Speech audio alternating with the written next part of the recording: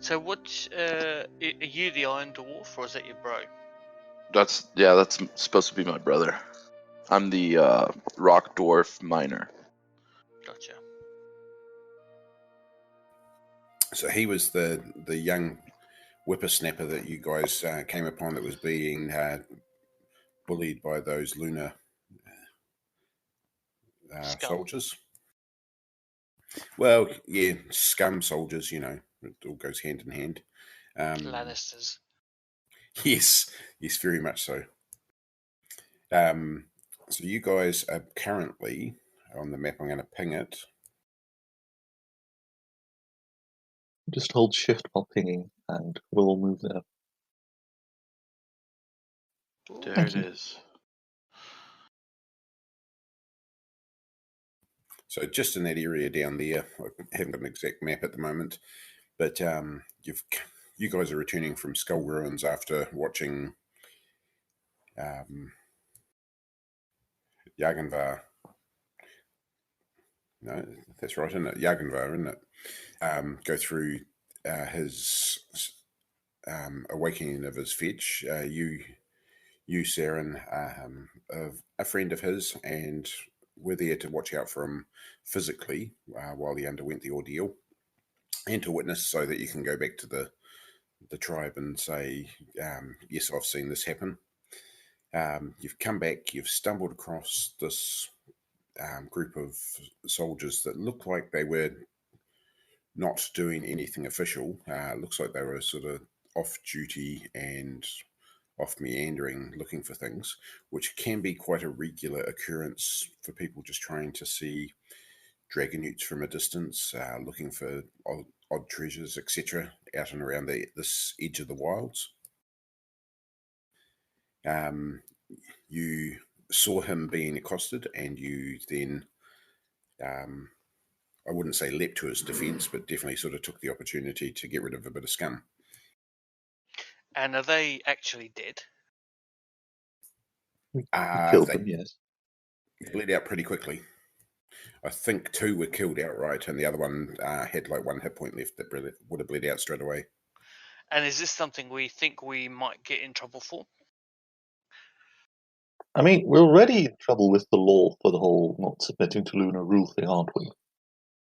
Not necessarily in trouble with the law, but you are on the oppressed list.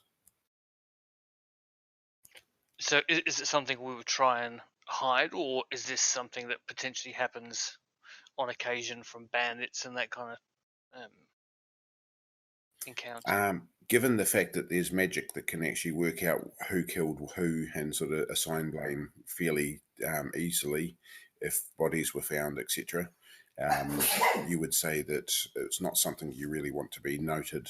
I mean, you want to there you start kind of a go. rebellion. If bodies are found. Mm-hmm. If only you knew someone that could dig a really big hole. Yeah, have you got a gnome? Oh, I can dig. Well, about that, I'm going to look at the dwarf and kind of go on, well, I'm not entirely certain what you were doing here.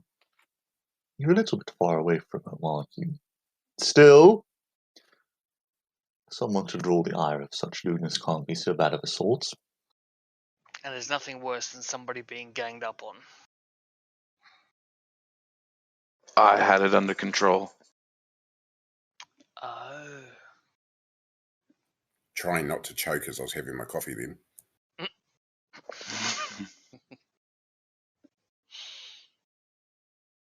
Well, all right. I kind of look at the dead lunars then. It's good to see some of them slain, or them trying to harass even more people than only our own. What were you doing here anyway, dwarf? I wasn't aware that there were any of your settlements nearby. Just doing a bit of surveying. Come out from Dwarf Mine. Have we seen a dwarf before? Probably I in the haven't. distance. I haven't. I can tell you that much. Yeah, we're pretty young, aren't we? Yeah, 21. And that I'm willing to give you for your help. You're giving us what now? An answer. The dwarf's legendary generosity. And there it is. No wonder their halls are so filled with gold. Yargandvar chuckles a bit. Doesn't weigh in though. And we, on our way back to Skull Ruins, we were on our way back to our hearth. Is that where we're heading? Yep. Well, I suggest that you probably shouldn't be hanging around with these lunars that you've killed. Maybe you'd like to come back to our hearth while it's. What time of day is it? Is it day or night? Evening? Day, it would have been sort of after lunch. And are you staying around these parts, dwarf? I'm just out for a walk. How long exactly have you been walking? A day or two. And since I've been gracious enough to give you answers, maybe you can answer what separates you from these humans laying on the ground now. The best side of my bastard sword, I'd suggest. Well, I have a laugh at that. That and a couple of arrows. What separates us from these men is ties of kinship and otherwise, and the fact that their sorts invaded our lands and tried to subjugate us with their foul ways. Skull Ruins, you say you're going to? I give Yargandvar a sly look. That's where we've just come from. And you're headed to now? We're heading back to our We'll hearth.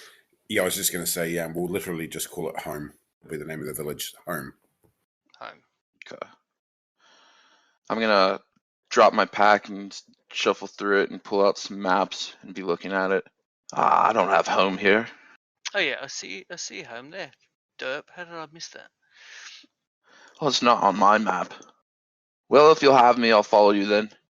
I suggest we get away from these wretches. You're more than welcome to join us, especially with that hammer. It's mine. Don't go getting any funny ideas. We do not begrudge you ownership of the hammer, worry not. We've got strong bronze. We don't need your masonry tools. Is this the point where the dwarf scoffs about people using bronze? Yeah. I was scoffing here, sitting in my chair, but I didn't vocalize it. You guys realise that he's wearing an iron tin hat, an iron hat on his head. Some sort of protective device. It's called a helm. Yep. It's 3 a.m. in the morning, and I'm just waking up. Iron hat. Iron tin hat, even better. Ooh. Yeah. So, you sort of look at it and think that thing's worth a fortune. Okay, that might provide. Put it this way: if three soldiers happened to have seen something like that and recognised what it was made of, it might explain why they were trying to accost them. What are you two looking at? You might be wise to keep that magic hat you've got under wraps around these parts, especially walking around by yourself. Just a word to the wise. I think it's all right for now. And what do dwarves eat? Rocks? No, I think it wasn't rocks. I think it was gravel. Close enough. Well, we've got plenty of that at home. Best be moving on before it gets too dark. So you're all good, Josh? You're going to follow along behind them? Yeah, I'll follow. I'd like to put this home on my map since I don't have it. I give the Lunars a cursory glance. I'm not going to take anything off of them, but do they have anything of interest? I think after you left last week, I rifled through their pockets for coins. Gotcha. I don't remember what we found though. No, I don't think we ever gave it to you. So between the three of them, you would have collected 69 lunars. Yeah, they had a couple of daggers. The scimitars were, I think one of the scimitars was dinged up, and the other two were all good. Do I recognize value in lunars as a monetary system or just as the precious metal? You know that humans use pretty little shaped bits of silver for paying for things. You haven't had to do so yourself yet, because generally the silver dwarf would take care of that, or the lead iron dwarf. I'll take them because they're shiny and they're metal. Well, slow down there, dwarf. I think we should probably share those out. Fire is fair. I take 30 and give the rest to him. Do you want 15, Jargonvar? I'm calling this reparations. That's fair. Josh, before you go anywhere, can you just try a quick ceremony roll and then see if you can make their bodies disappear into the earth, just for a bit of creative effect, using form set earth? Oh, cool. Is there anything I can do to boost my ceremony? Yep, so roll your so basically a number of rounds that you can spend sort of just augmenting it and just sort of preparing yourself before you cast, and you dump all of the big one is dump your encumbrance. Oh, okay. Let me go to...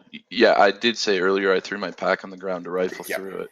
Yep, so basically add however many % of cumbrance that you've taken off to your chance to cast, and I will just give you a number in a second. Now, how do I get rid of this encumbrance? And the other one, you could just tick a box and it would take that off of you. No, the easiest way I find is just add the percentage back in. Oh, okay. So add 19%. Yep. And now, where's the modifier box? Geez, you're asking all sorts of hard questions today. Sorry. There's a magic, but I don't think you can edit that. You can just change the number next to ceremony. Yeah, that might be the easiest. Just change that? Okay. Oh, no, it won't need to be on ceremony. It'll be on your chance to cast your spell. Yeah, we're going to have to work that one out, because that'll be a nuisance otherwise. Is that a sorcery spell, is it? Yeah. So add it to the ceremony box there? No, add it to the chance to cast the skill. Chance.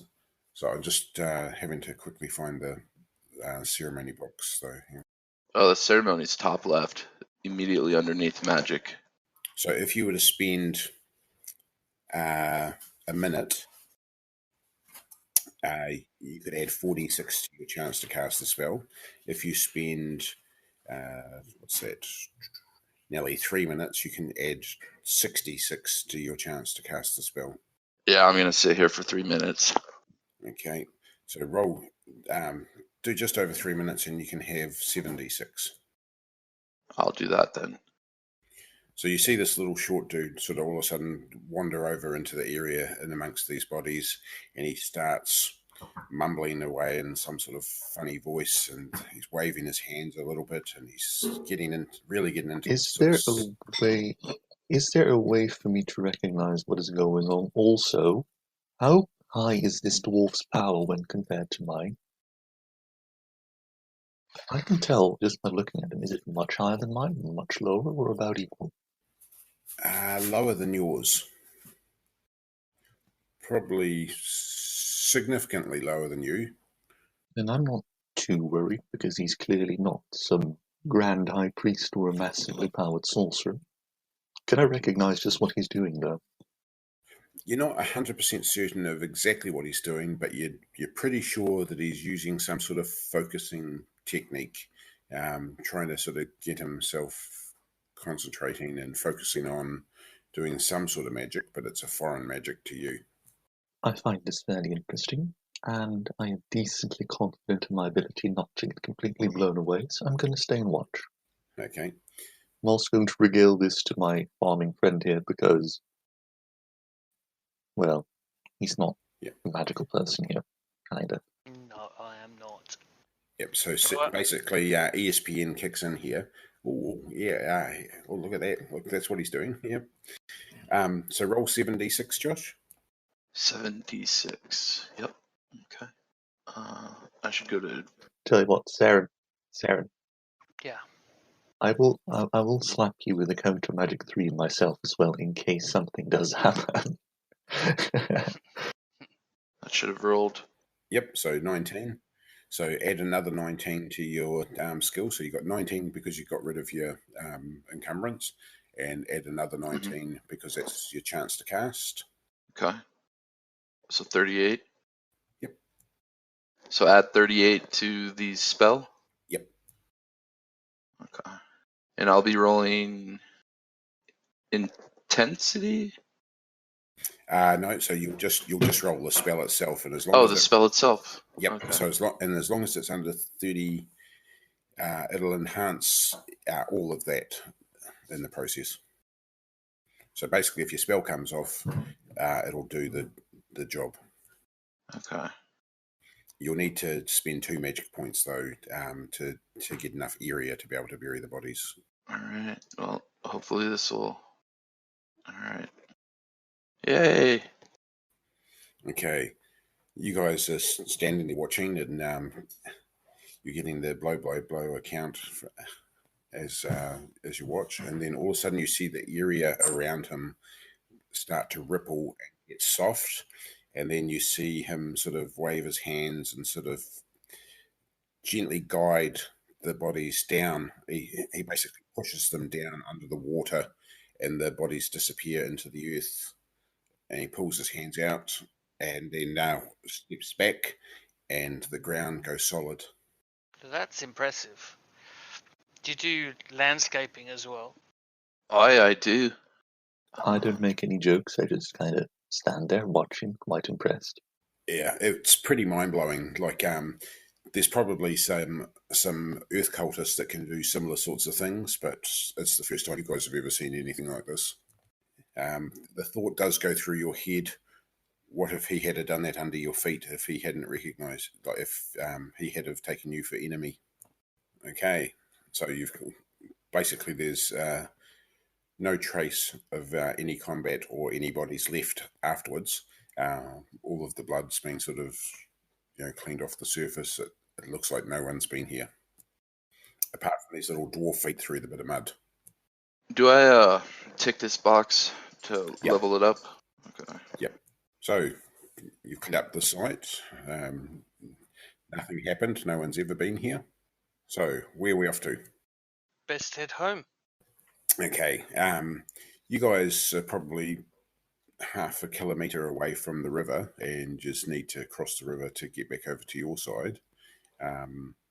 There's a place just along here that you would normally ford. Where's that, sort of around there? Yep. So you sort of invite the dwarf to follow, and you head on off.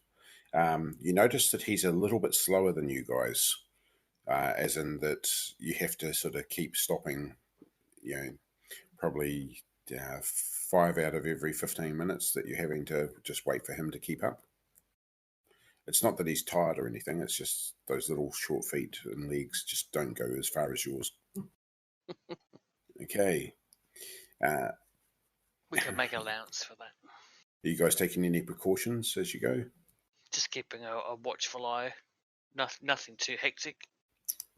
It's probably now equivalent of like 4 o'clock. We're talking got another couple of hours till sunset. You get down to the edge of the river, and it's not a hugely wide river at the moment, but it's still a good 20 metres that you've got to cross at this point to get across the ford. The thing that you sort of take note of on a fairly quick basis is the fact that this river is probably going to come up to the dwarf's chin. I offer to, if you want some assistance, I'm happy to carry you across. You can grab on my back if that's something that's amenable to you. Don't want to get your beard wet. I can cross on my own. Grumble, grumble. Okay. Throw me across. So Not the beard. Even though this is a ford, it's even for you guys, it's a bit of a challenge to get across. Well, I'll stay down downriver, upriver. I'll stay the direction that the water's flowing. I will stand. What is that? Downstream. Downstream is on the lee side or the lower side of him. Yep. Yeah. So I'll stand downstream of him. So if he does get into trouble, he'll wash into me. Okay. And Yaganvar? I don't know, man. It's not that big a dilemma. I'm just going to kind of come along. Okay. So there'll be a little bit of mechanics here in getting across. Okay, you get out into the river. Dex.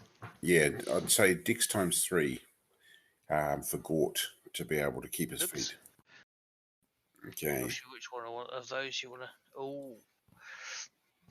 Yeah, so Gort sort of rocks out into the river and stumbles basically in the first 5 meters.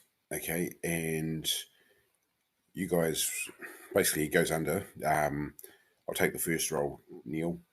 You grab him and you sort of grab hold of him. Yaganvar, are you going to try and assist in getting the dwarf? How would I do that? It's a dex roll to try and grab him as he's gone under. So basically, I take it that you guys Can I kind of just grab a stick to hold out his way so he can grab that? Yeah, I mean, if I have to roll dex, I guess I can do so. Dex times how many? Dex times 3. If you drag me under with this, I will be very upset with you. Okay, that wasn't a dex times 3, but I think it worked, maybe, kinda, sort of. Okay. So Saren is sort of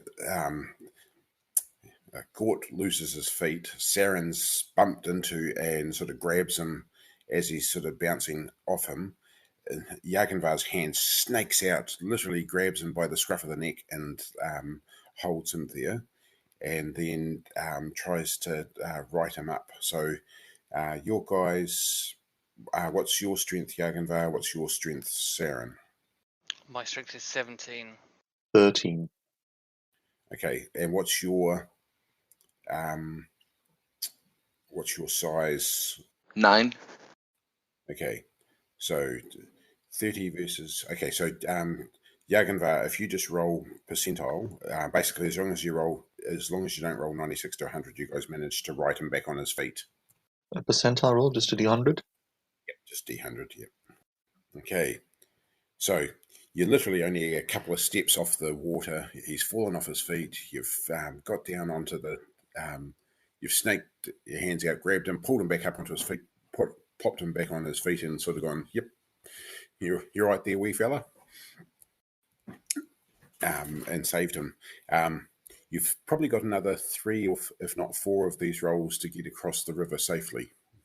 Do you want to take precautions before you go any further? Yeah, I'm gonna hold on to these 2 and swallow my pride in a little bit of the river. How well forested is this area? Not excessive, but yes, there are trees, etc. around. Can I cut down a tree and just kind of hand it to the dwarf and go use it to float? Because this was embarrassing. Yeah, there's small shrubs in that would be easy enough to grab a stick. Does it need to be a huge tree, just large enough that we can get a decently sized log that he can cling on to? I'm going to turn to the dwarf though and say, do you think you were able to cling on to a piece of wood and not go under? I think I can manage. Well, there's no rolls involved in cutting down a tree, is there? Like, I can just do that. No, just Right. go for it. I'm going to cut down the tree. So if you get a forearm thick stick that you can all 3 hold onto, that's easy enough to do, or you can get something bigger if you want to. Like, the river's going to sweep us down a bit downstream if we're going to do this, but that's not really a big deal, I don't think.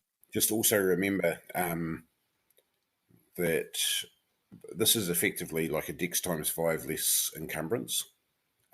So hence I've just gone with the dex times 3. If anything happens that you do fall, then encumbrance will definitely count against you because I think if you check each of your swim skills, they're not very high. I'm not a trained swimmer. I'm just kind of asking. Yeah. What the fuck? How have I got minus 95% skill? Encumbrance. Each point of encumbrance is -5. Oof. Ouch. Okay, so damn. So you're going to go for And the arm thick. so it's high enough that it is going to be a risk for us taller people as well. Yeah, it's basically rib cage to nipple height. Okay, that's cool. Well, look, I've got some rope. What's the width of this river? Is it less than 30 meters? Yeah, 20 to 25 meters. All right. Well, why don't we just tie off each end, have two of us go across, and then I'll wait on the other side. Once you two are across, I'll untie it tight around me, and you can pull me across. How does that sound? I was muted. Yeah, fair enough. You've Alright. you've had your first bath in probably 2 years, Gort. So I'll strip down as much as I can, leave my stuff on this side of the bank, and I'll go across with the rope to tie it Okay. off on the other side. Cool. If you guys hold on to it. Okay, so make a Dex ×4 roll to get across. All right. What do I roll? Same roll? Oh, so he's just gone across ahead of you to tie the rope off on the other side, and then you guys And can. I'll come back across. So I tie it off on the other side, come back. You and don't then have to come back. You could, like, how wide is the river? Could he just throw the other end of the rope if he ties that off to a rock?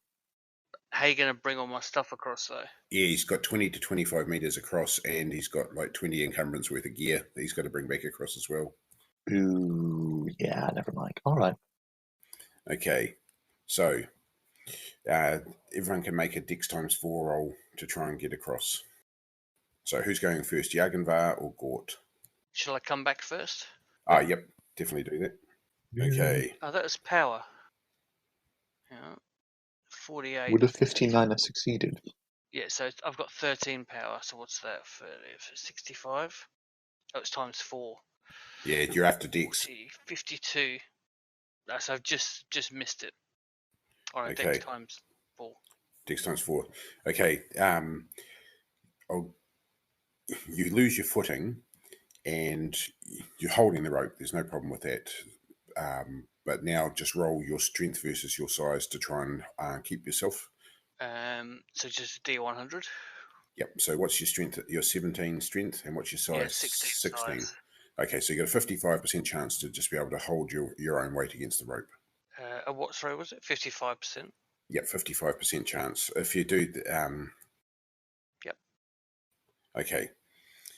So you've lost your footing. It's slipped out underneath you. Your arms hooked over the rope, and you've managed to grab hold and actually lock yourself there, and then sort of pull yourself back up onto the rope and get your footing again. And then you can continue to try and work your way back across the river. So just do another Dex roll to make sure nothing fumbles. Yep. Yep. All good. Okay. So on that, you can see that it's a strong setup. If something goes wrong, your greater encumbrance is going to count against you. But if you're relatively unencumbered, it does work. Yep. All right, so I'll hold the rope over this side, and those two can make their way across with the rope. Okay. Who's going to go first? Gort or Jagenvar? I'll go first. Dex ×4. What's the roll? You're trying to carry all your gear in one hit? Yep, Dex ×4. Yeah, okay, I failed. So do strength roll. So just roll percentile, and your strength is what? 18? And your size is 17. 8, was it? No, 9. 9. Okay, so you got a 90% chance. You got a 90% chance of being able to hold yourself. You got a 75% chance of being able to hold yourself. Easy. Cool. You grab hold. Okay. Your feet are dangling off downstream. You manage to sort of right yourself, get yourself back up onto your feet, and then you start making your way forward again. It's not the most comfortable of things you've ever done in your life, and not something you'd ever actually want to do again. Okay, so make another dex roll just to. Okay, after There we that go. bit of panic, you've managed to make your way across to the other side, and you look back at the humans and sort of, expect acknowledgement for how well you've done. Okay, Yagandar. I'm going to look at the display in front of me, silently wondering if summoning a spirit or an elemental would not have been a better idea anyhow. Yep. But yes, I'm going to try and get across. Okay, go for it. What do I roll first? Dex times 4. Yagandar just sort of communes with nature for a little bit and just goes across the river. No problems. Cool. And I'll untie the rope, get all my gear back on, and then make my way across and just make sure they're holding the other end. Okay, go for it. Dex times 4 again. Yeah. Oh, look at that. Not quite walking on water, but pretty close to it. Okay, you're over to the other side, and not a problem. You get there. You guys are soaking wet. It's not, it's springtime at the moment, so there's a lot of water around, but there is no real problem with cold. As we're walking along, I'll be carrying my bow with an arrow notch to see if I can see any small game on our way back. Okay. Hey, Court, can you give me a scan roll, please? A normal scan? You can use either. Are we underground? No, just Doesn't that only work underground, Dwarven special sense? yeah, just The Earth scan? just roll against one of them just to see. Okay, you're walking along and you're pretty sure that you can sense something in the ground that you could be interested in.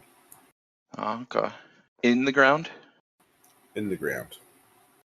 Do I know the general area of where just over in there, the ground? there's something that could really interest you. All right, I'm gonna go to that area and then take out my pickaxe and start working into the ground. I look at Saren. I look at Saren. I look at the dwarf. I look at Saren, and I go, "Did he just start digging for some reason?" He's making a bed. Oh, right. Maybe he needs to relieve himself. Digging a latrine. I find a tree to lean on and watch him curiously. Yep, like there's no, he hasn't said anything. He's just, while you guys were busy sort of just getting yourself ready to load up and head on again, he's literally just sort of gone over to a mound of dirt and just started digging. What have you got there, dwarf? I'm not sure yet. Okay, so you're leaning against a tree watching, Yarkenvar. I'm going to kind of go, "Is there any aid you need? I can offer some magics of assistance if you really would prefer that." Did you offered? Yes. If there's anything.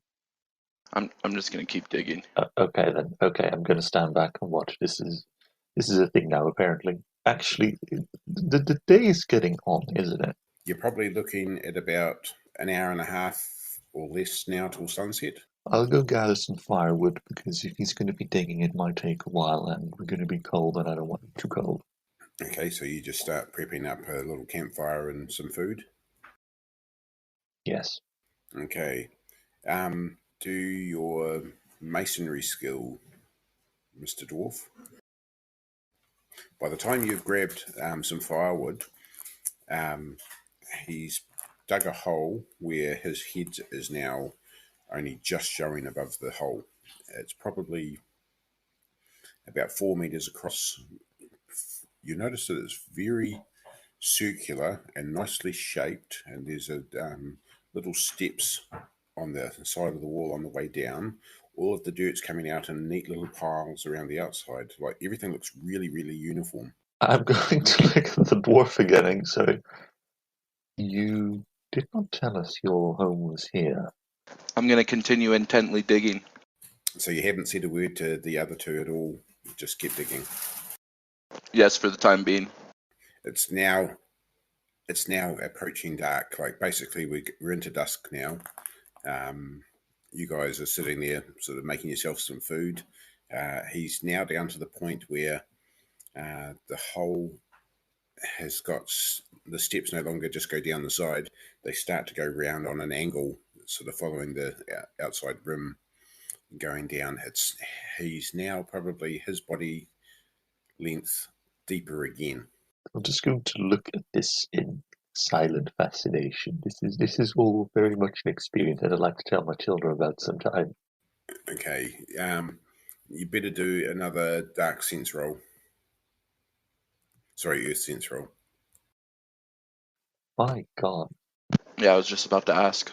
Should it be Earth search or Earth scan?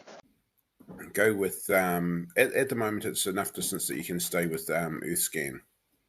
You know there's something in this vicinity, but and roughly where. Yep, you're definitely on the path. You can. Yep, it's definitely what you're looking for, or at least a small sample of what you're looking for. It's a wee way further down at the moment, but it's all good. You're getting there. You've made really good time in the last hour and a bit. You're basically 2 meters deep in this hole that's 4 meters across, and working your way down. The gravel here is nicely packed. Everything's sort of keeping very good shape, and you've got no worries about anything sort of caving in, because of course you are that good. Okay, it's now dark. Looks like the treasure is eluding you there, dwarf. I say to Yargavar, looks like we'd better make a fire. Is there no, there wasn't any small game or anything that I can take a pot shot of? Yeah, we can roll that. So Yaganvar's made the fire and sort of basically started prepping everything there. So you've sort of snuck off having a look for like rabbits, things like that. So just you roll Power times roll 5. roll a power times 3. Yep, for luck. Can't find shit. No, you think that the dwarf has scared them off. Do we have food with us? Yep, yeah, you're carrying supplies. Like you've got probably another 2 to 3 days worth of food with you, because you set off carrying a good quantity of stuff for your trip. Okay, it's now been 3 hours, and you've heard dunk, dunk, dunk, dunk, dunk, and then that sound of him out with his spade, sort of crush as it goes in, and then flick, and the earth landing up on top. Now it's got to the point where he's filling up a little bag and carrying that up to the top and dumping it off. You'd now have to light a torch or something to be able to see down the hole properly. But Have they lighted the fire? Yes, I have. I'm going to go to my pack, pull out a candle, walk to the fire, and light the candle with the fire, and then plunk it on the front of my iron cap, and then go back into the hole. Okay. So what he's done is he's all of a sudden on his last trip to the top, he sort of looked around, sort of taken note of the fact that it's dark, and he's come across, gone to his pack, pulled out something out of his pack, which you then recognise to be a candle, although it sort of looks a little bit different to what you guys would normally use. He's gone over, put the tip of it into the fire, then dripped some of the wax onto the front of his iron hat, and then plonked the candle on the front of it so that it's mounted there as like a reflective light, and then put his cap back on and headed back down into the hole. I'll stand at the top looking over into the hole now as well. Okay, you see this little light going down the steps, down into the hole. He's got to the point now. He's probably 3 to 4 meters deep, 3 to 4 meters, 4 meters wide. It's at the bottom. It's probably only about 2 meters wide by the time you sort of take into account the steps. It's a very clean looking hole. Not that you guys know much of what to appreciate in masonry work, but Yeah, it's better than any of the holes that you guys have dug for latrines or anything. Yeah, no, that seems about. Yeah. Dwarf's gonna dwarf, I suppose. Okay. Well, I'll sit there enjoying my supper and being lulled by the repetitive digging noise. Yep. Okay. So mid-evening, you're probably talking now sort of 9 o'clock-ish. All of a sudden you hear the dwarf starting to mutter, and he's looking, he's not digging now, he's actually starting to check out the ground underneath them and to the side, and then he sort of looks a little bit more and sort of mumbles to himself, and then it's the dwarvish version of Eureka, and he pulls up this clump of some sort of rock, and sort of is very, very happy with himself down there, sort of laughing and chortling to himself. And how would you do it, Josh? You've hit pay dirt. Ah! Ha ha ha ha ha. He starts talking to this piece of rock. Aren't you a beauty? I take out my my pipe and start. Does the rock or anything else have any power? Is this the domain of powerful spirits that are about to hurt me, or is the dwarf just obsessing over some weird stuff? To you, he's just obsessing over some weird stuff. Okay, that's good. That's good. I can respect that. Very well. Like, you guys would recognize gold or silver, but it's not anything like that. In fact, it seems to be like a little dark shape. You can't really see too much because of the distance involved, and like, he hasn't started saying "my precious," but he's definitely sort of talking to it in a positive manner. Has he come out of the hole, or is he still down there? Still down there. He's only just sort of found it and spent a minute mumbling away to himself and sort of chuckling and sort of saluting this piece of rock. I'll wander over, and I'll sit with my legs over the edge, taking a drag on the pipe. And what you got down there? Do you want a mineral lore? I think I've got 0 mineral.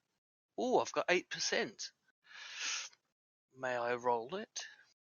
You can have a go. Oh, I was asking Glenn if he wanted one. I actually don't know what I have. You were so close though. You're pretty sure it's that's one of them rocks. Yeah, it's a rock. You're pretty sure Yeah. it's a rock.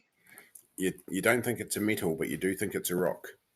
Is it a very special kind of mustardy rock? I ask. Gort here. Whoa. Holy wow. fuck, man!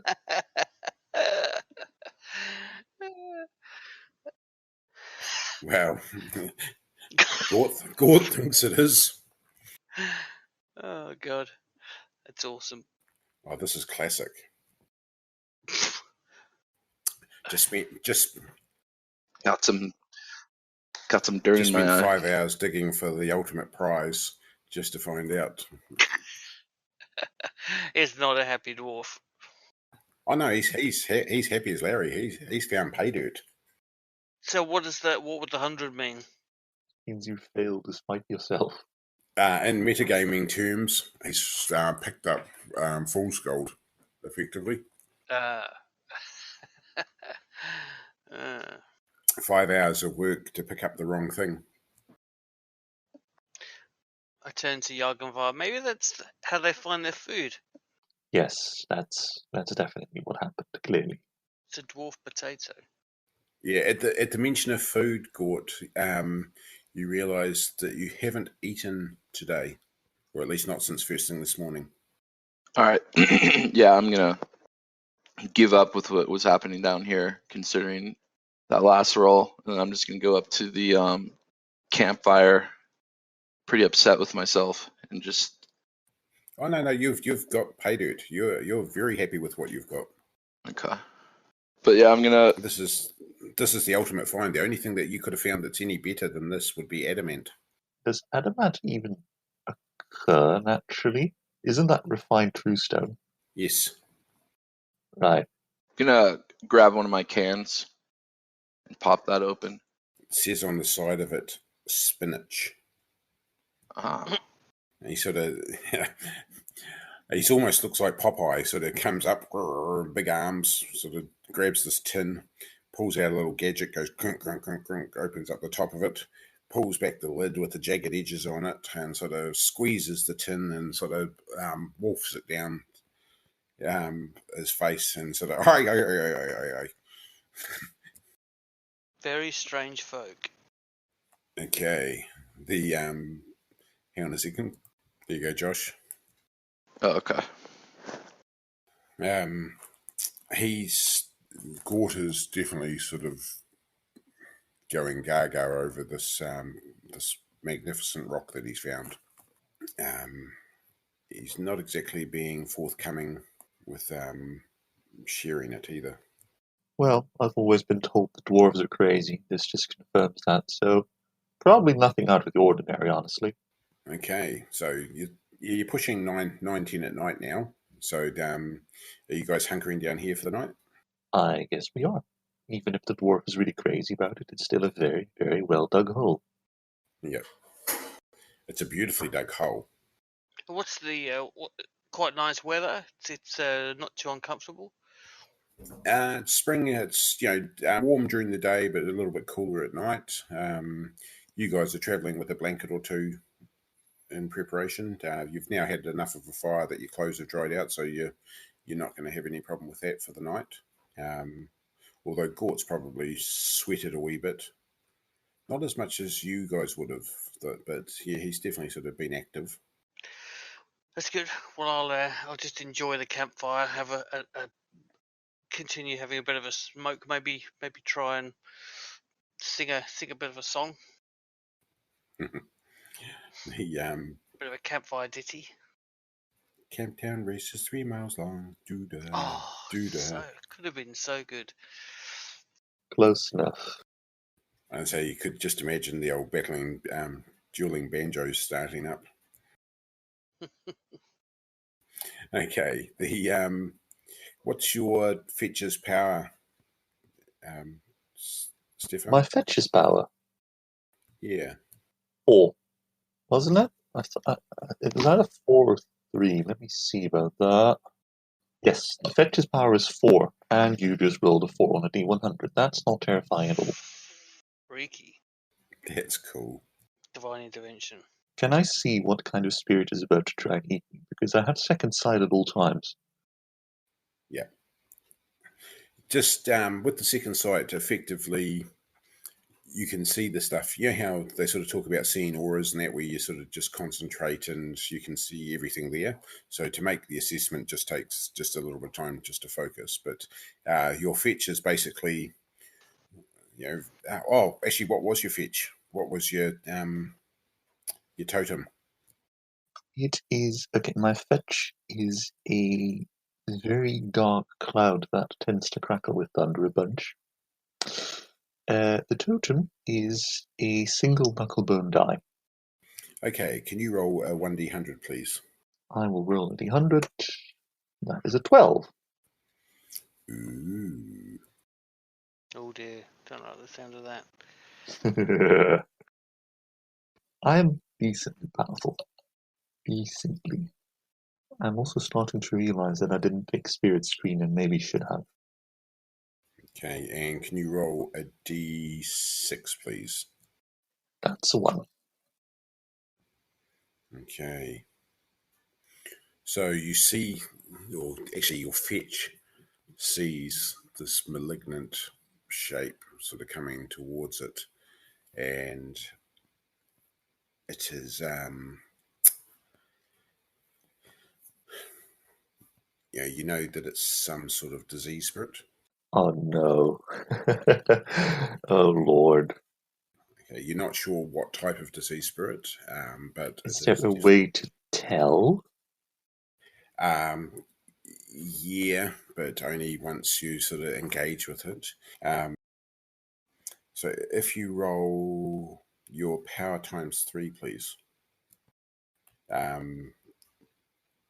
Yeah, just your power times 3. That is a fail. Okay, this dark, malignant shape is coming towards you and then looks to engage you and your fetch in spirit combat. Ew. All right then. All right. I can't believe I rolled a 4 on a D100. That's cool. Just to be clear, the spirit has to beat a 21, but I can use a 17. Yes. Right. Okay. That's right. Yep. That is honestly for the best, because this would have been even scary otherwise. This is also Okay. going to look very strange to anyone else that's looking my way. So for you guys, if Gort ever actually looks up from his food or the stone, but all of a sudden, Yaganvar's just sitting there, humming away, sort of contemplating life, and then all of a sudden goes, "Shit, what's that?" And then seems to be looking up into the sky, and you see this sort of greeny, dark, browny shape sort of coalesce around him, and you see a rictus on his face as he seems to be biting something in the process. Okay, so it's got a power of 18. Jesus Christ. Okay, so it will have a 35% chance of trying to affect you, but you have a 45% chance of actually affecting it. Yep. So roll 1d100, mate. All right, my roll to attack it. Okay, that's good. Yep. Oh, there we go. Okay, so roll a d3. I don't get a bonus to spirit combat damage just because I'm a shaman now, do I? No, but All right. only your fetch to protect you. No, that's fine. It takes 2 points of damage to it. Yeah. So it's down to 16, so its chance to affect you is gone down to 25. And mine should be 55 by 55, now. Chance of it. Right. All right. Okay, second round. I succeed again. And it fails. Yep. In your face, disease spirit. Okay, It's D3. okay, only 1 point of damage to it now. Okay. Neil, you're looking, and all of a sudden you see him sort of. It's gone from a grimace on his face to all of a sudden it's just concentration. He definitely sort of seems to be intent on whatever it is that he's doing. Okay, D100. So what are we? I'm down to 15. Yeah, and I'm still 21. So it has a 20% chance of affecting me, and I have a 60% chance of affecting it. Let's see how that works out. I just make it. And it fails by some margin. It takes 2 points of damage to its current power. I'm down to 13. Yep. Okay, I'm down to 10. What's wrong with your friend? Not sure. I'm standing up and I've half drawn my sword, just making sure there's nothing else around while he's All right. I have a 70% chance of affecting it now. I fail though. Okay, you both lightsabers miss. Pretty much. But we can try. Well, we will try again. I don't think it's going to let up. No. 70% chance of hitting. Jesus. Okay, that's another miss. Still got a 70% chance. You guys can almost hear there the we go. noises. Pew, pew, pew. Okay. All right. It go fails. for it again. I don't. Okay, it's down to 13. Very good. 11. Yeah. Oh, 11. Yeah, 11. Nice. Yeah, 13 down to 11. So but until you've got it down to 7, then it's 100%. Yeah, I've got a 80% chance of hitting it now, which is already quite good. Yep. So roll 80 or lower. Yeah, there we go. Okay. That doesn't actually succeed, D3. does it? No, it doesn't succeed. Yeah, 11. But it's against 21. Oh, no. Yeah, that's right. Yep. All right, then. Okay. Okay, it's 10 now. Gee. Yep, It pretty much needs a 1 till 5 to actually affect me, doesn't it? that's right. Yep, but you just Yeah. need another couple of points to take it. Yeah, all right. Let's see about that. Is it 10 now? So still succeeds. Yep. Okay, and roll your damage. Okay, it's got to the point now where you've got it. You managed to beat it up and send it on its way. You don't have control disease spirit, do you? No, that is not something I decided to grab for various reasons. Yep. Doesn't something happen if I Okay. beat off? Doesn't something happen if I do beat up some manner of spirit? In the new version, you automatically get a power boost. You'd steal a D3 power from it. This version, Jesus Christ. you tick your power, and you'll get a power gain roll at the end of the week. Then I will tick off power. Very well. Okay, thank you. So, this this is like only 2 days after, or 3 days, sorry, after you've just sort of attained your fetch, and it's the first time that you've been attacked. But yeah, Can I say it does say spirits automatically captured when a shaman bats to spirit combat. Oh, it fled. Yeah, okay, no, it fled. Fair enough. because you couldn't control it and keep it there, it's just basically beaten off. That is fair. I'm not really interested in disease spirits anyway. You know tales of people, especially in the wastelands and Prax, etc., that used these spirits to attack people and to punish people, but it's definitely a moral choice. Well, I feel like Orlanthi are kind of not okay with the whole Malia thing, so I don't really want to deal with that. Yeah. So you guys are sitting there, and all of a sudden he stops. His face has gone from sort of alert, aware, not quite panicked.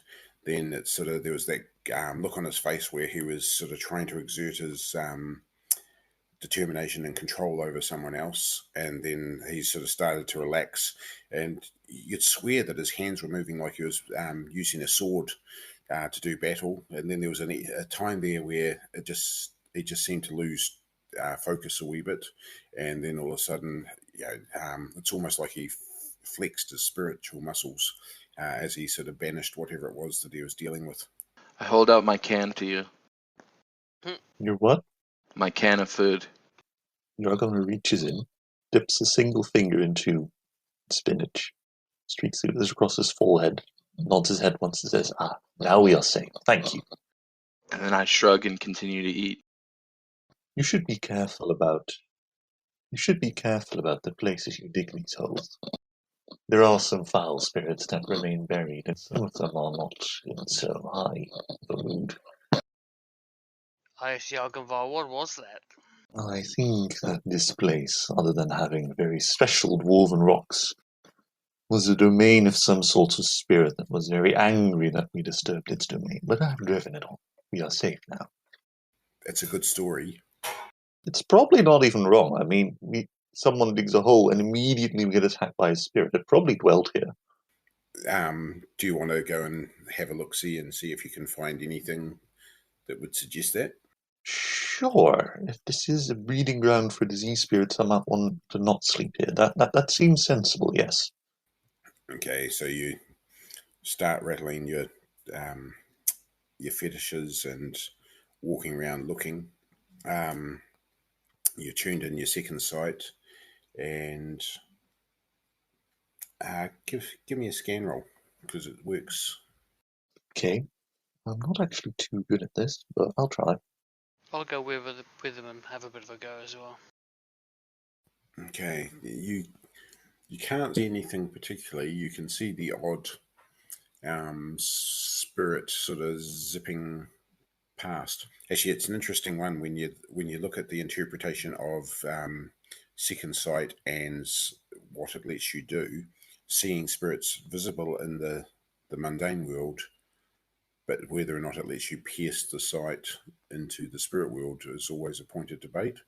But then in the write-ups for RQG, it talks about rocks having spirits, trees having spirits in certain cases. So yeah, it does get a little bit blurry. I But feel like you can't. everything has. I feel like everything has a spirit in the sense that they just tend to kind of have them. I also feel like shamans just sort of take that for granted at some point. You can't find anything malevolent around you. Okay, well, Yeah, all you right spend then. probably sort of 5 or 10 minutes just sort of looking around. This place itself, it's not like Skull Ruins where you felt like you were almost crossing to the other side. But this is an area where a lot of things have happened over the years which may have left malignant forces around.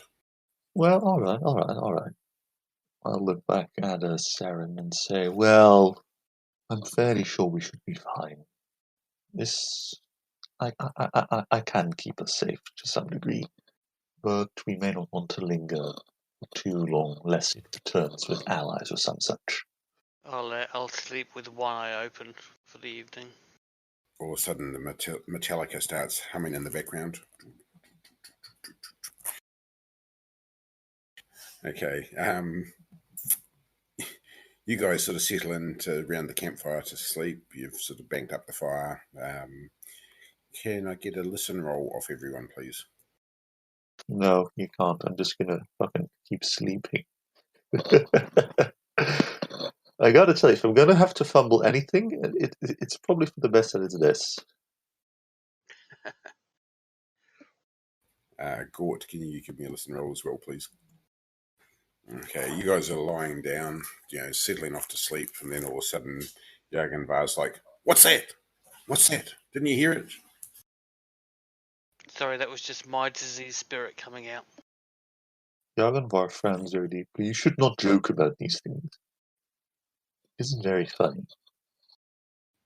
Yeah, Jagenvar's like, you've heard something. You're not sure whether or not it was on the spirit world or on the spirit plane or sort of locally, but just something caught your attention. And I'm going to cross my arms. Spirit speech isn't actually a thing here, so never mind that.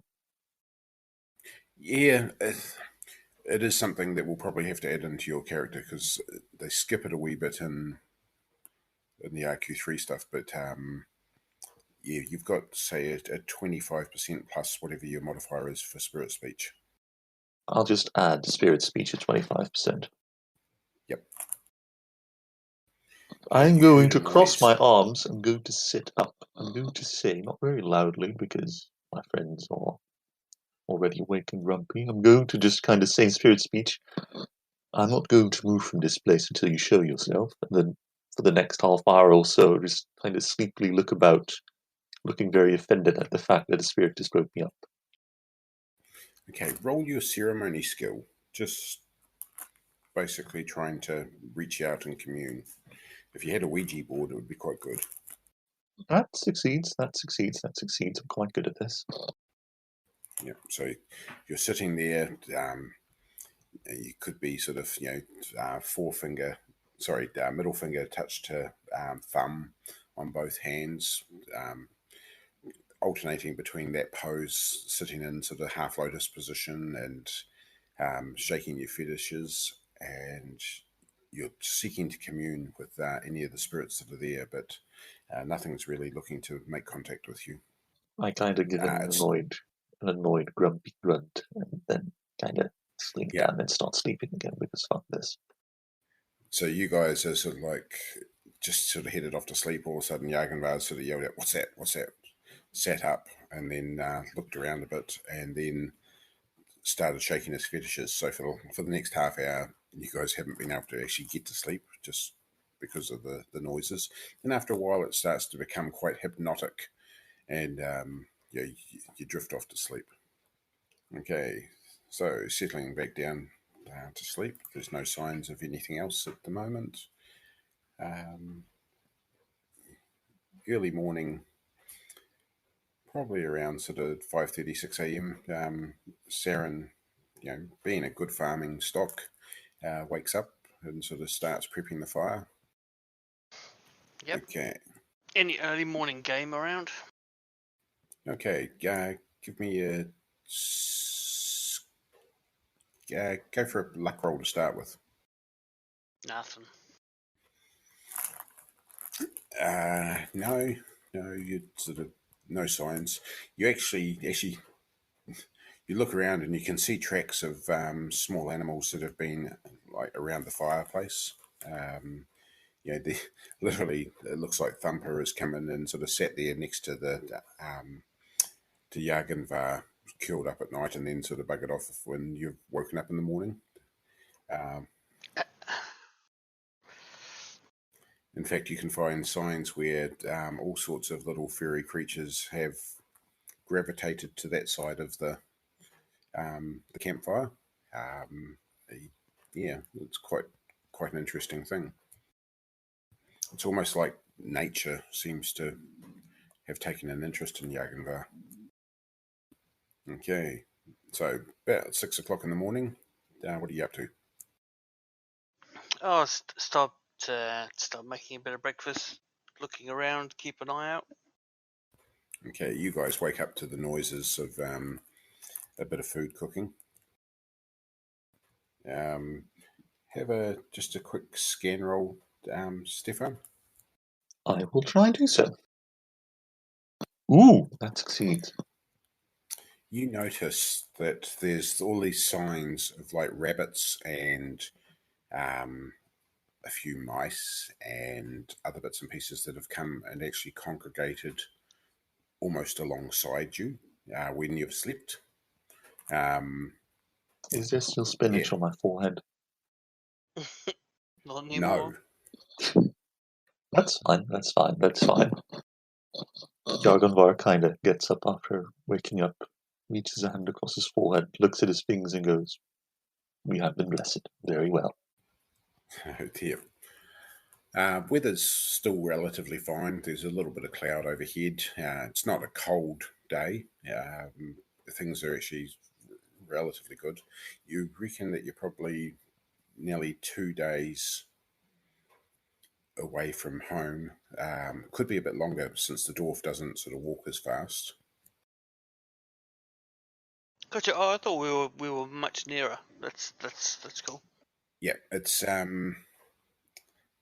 just measured it out before. It's 18 kilometers. Yeah, so that's a good day's walk.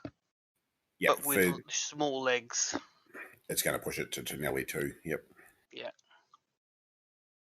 At least one more night. Yep. Yeah. You find signs as you progress through the day. You find signs of what looks like strange little campsites. What is strange about a little campsite? Like, what makes them strange? It's almost has like a fortification. It seems incredibly well structured. There's like a little rampart had been set up. There's just something about it that seemed not particularly human. Like you've never seen any Sartorites or even Lunars actually that necessarily set up camp in this way. There are signs of fire. Yes. Yeah, there is. It should be pretty obvious to see. Yeah, Sim, can you just make an int ×5 roll? This was one of the places where you guys camped on your way down. Okay, good. Ah. I was a bit scared that it might have been trolls or some such, and I was sitting and going, no. No, like everything about this place is like set up. They've literally sort of carved out a bit of a palisade area, mounted up the earth, set up like watch points. It just seems amazingly detailed for somewhere which looks like it's only been used overnight.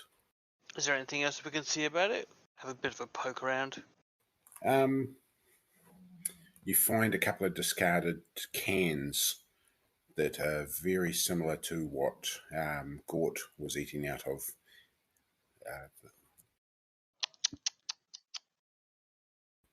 No tidy Kiwis here. No. I say, is this some of your brethren, dwarf? I see they have the same contraptions as you.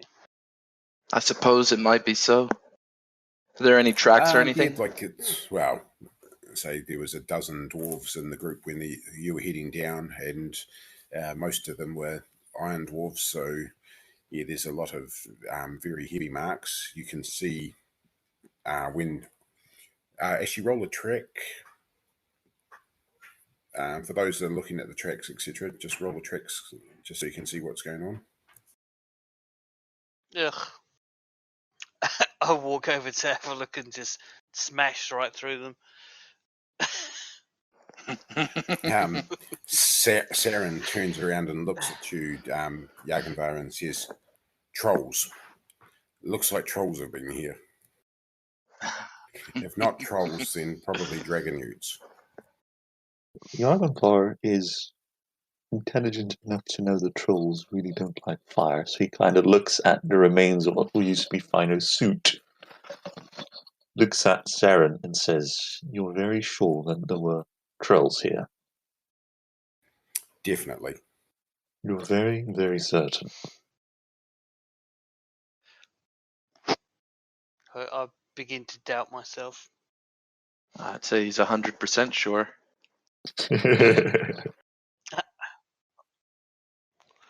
Yeah. So this. I kind of want to carve a symbol in the side of one of these walls. So it's like, so they're In like the low stolly. walls, basically, a meter high, just something that's there as a breastwork, so that they could set up with a couple of crossbows behind. You know that this was like the last place that you stayed on this side of the river before you had rafted across. Okay. Actually, yeah, I'm pretty sure. Let me double check. Yeah, I have writing equipment. So I'd like to write a little note in Mistali Okay. here. Do I need to roll on this? Are you literate? Wow. And then I'm going to put the note in one of the cans and place the can in the middle of where the campfire was. Okay. Yeah, like with an arrow or something pointing to it, just so that there's no mistake. Yeah, that sounds good. It's like the dwarven version of the Boy Scouts. Okay, what's your note say? Oh, it's personal. Okay. So you guys just want to check in on the family back home. You guys noticed that there was probably signs of around a dozen trolls. For real? No, that's what you think it is. That there were signs of a dozen trolls. Like you definitely count the feet, and the funny shaped, like it's got to be trolls because like the hard shapes in the ground that leaves, they don't look like normal leather boots or anything like that. Even a hard boot just doesn't look the same. Definitely not sandals, but deep, heavy, indented shapes across the ground, and they'd headed off to the river pretty much straight off from where you guys are. Gotcha. That you'd say by the depth of those tracks as well that they're carrying quite a lot of gear. They might have been on the way back from a raiding party. Okay, the dwarf finishes what he's doing, puts something in a can, puts the can in the middle of the campfire area, draws a couple of symbols on the ground, and then sort of looks at you guys. Okay, what's next? Next, we start traveling, I suppose. We better get going, given how slow the dwarf is. So, yeah. I'm wasted in cross country. We dwarves are natural sprinters, very dangerous over short distances. Yeah, like 1 meter. Okay. You're starting to get to the point now where you see a few farms just a few outlying crofts, etc. You're making good time back in. Just looking at you're not traveling incognito or sort of discreetly, are you? You're just sort of rocking along. Did you just say rocking along? Did you just say fucking rocking along, really? Rocking along. You said it. Yep. Hilarious. Yeah, I'm going to listen to that on playback, actually. Okay. We get to the point where, end of the day, you guys could have been home by now, basically, if you had pushed it for a little bit extra for tonight. But with the dwarf along, there's crofts around, but they're not places that you would necessarily call of your family or of your direct clan. But you do know the regions that you're in. So do you want to try and stay at one of the buildings, or do you want to just keep your own campfire? Do they tend to be very dangerous, as in, are there very many bandits or looners or God knows what else who frequent these places? Or are they mostly used by herders and such? Yeah, more herders, the odd farm. Yes, there are a few bandits out and around these sort of more fringe areas, but then you guys could potentially be turned bandits by some of the lunar authorities, given the fact that you sort of are not that friendly to their enterprises. Yeah, I'd say not highly dangerous, but at the same time not completely safe. I'll risk it. Fair enough. Yeah, I think that's a good idea. Okay, so you settle in for your campfire for the night. Yes. Still no fresh game? Yep. Roll your luck as you've gone. Oops. Okay. No, times 3. No. That fails against... Is your power 20 down? No, I need 12. Yeah. That's cool. No, you haven't seen any sign. I'm a dim light. Actually, on that, you think that Saren and the dwarf are of a similar intensity. Okay. So you know that Saren's relatively average in power, and the dwarf is of a similar scale. Okay, so you settle down at the campfire for the night. Can we have a fetch roll, please? So D100. Oh boy. Okay, we're safe. We're fine. Every day.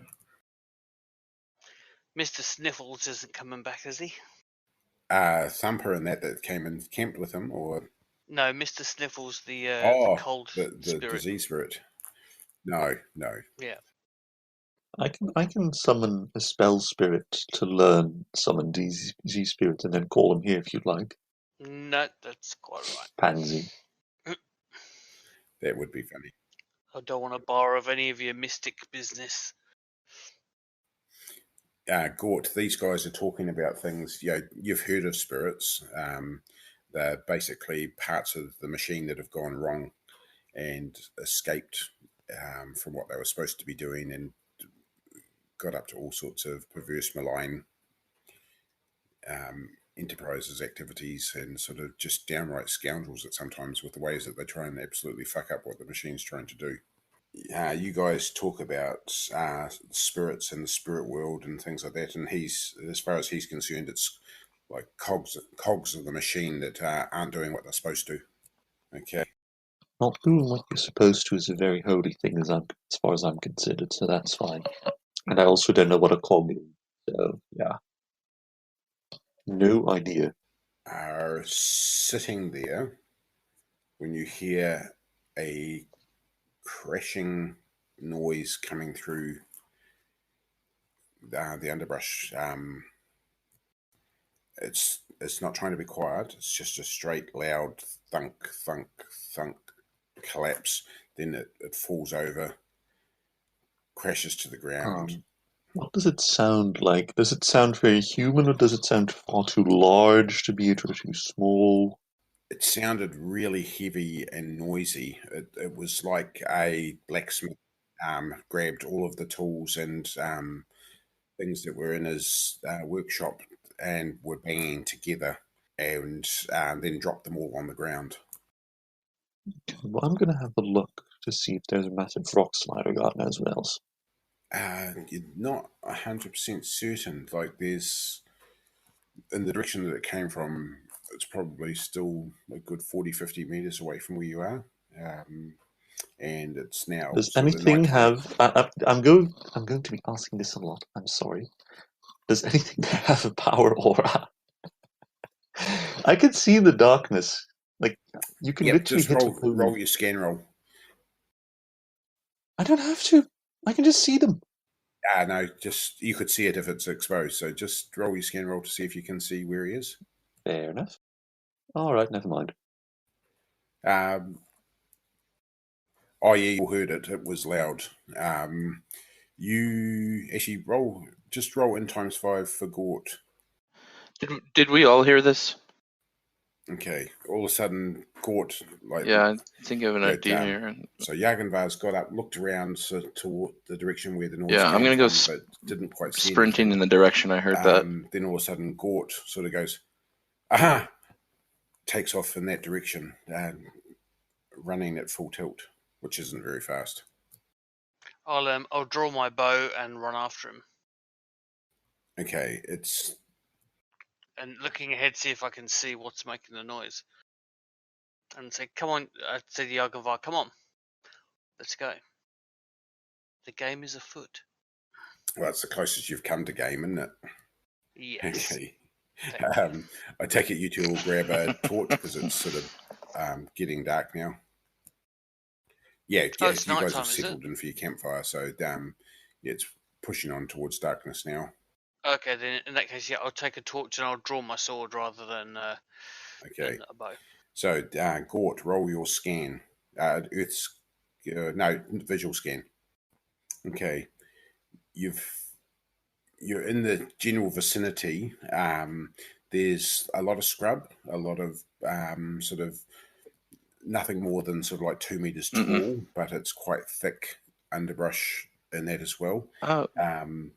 This is definitely the sort of general area that noise came from, and but there's no more noise. No, not at the moment, just because you're still trying to look across a region. You're probably trying to look in a vicinity of around 20 odd meters rather than sort of nice and close. You know that the noise was somewhere over here, but there's all of this bloody wild shit that the cursed Eldriani tend to worship and sort of enjoy, but it's blocking your ability to see. Yeah, fucking plants. Yes, that sums it up quite nicely. Curse you, Eldrani. Ruining these good rocks. So you two, Saren and with your foliage. Jagenvar, you've caught up to him. He's frantically looking for something, but you've got no idea what. But he's really struggling with these bushes and plants. It's quite thick. It'd be the sort of thing that you'd generally see like a wild boar come racing out of. Okay, well, I'll make sure that I'm ready for anything that comes out. I've got my shield and torch in one hand and sword in the other. Can I see anything? Is it still making noise? No noise being made at the moment. You can roll a scan, but would take 20% off it. You don't need to do the adjustment. We'll just. Okay. No. You can see shapes, but because of the light, you just can't quite see anything in detail. Is it dangerous? Are you talking about the rocks or about actual Nostali? I'm not sure yet, but I think it might be me kin. I'm asking you if you're talking about rocks or infinitely about more walls. Dangerous than me. I'm asking it quite seriously. I didn't catch that last. Another dwarf? I just kind of look and go, well, is it? I mean, I know some healing magic if he needs it, and if he doesn't very much mind. Sounds as if he may have collapsed. Right. Okay. Stefan, you can roll your scan again now. Do I get a penalty or some such again? Oh wait, no I don't, because power, right. Still fails though. Well, I'll have to find him first. Again, just sort of things blocking your vision, sort of can't quite see what or where, but this is definitely the sort of vicinity of where you heard that noise. Keep searching, I suppose. Yeah, so you're going to sort of work together or spread out. Or, the big thing is going to be where you guys can sort of get to branches and sort of push them away and climb your way through where the crossover, the dwarf is like wrapping himself up in them. He's really struggling with this whole thing of underbrush. Shit, everything's a tree to him. Well, I'm not really sure what it is, so I'm sticking back a bit from the dwarf, and I'll let him take the lead. Obviously, keep looking around all the time just to make sure we don't get jumped. Just in case a big boar comes running out.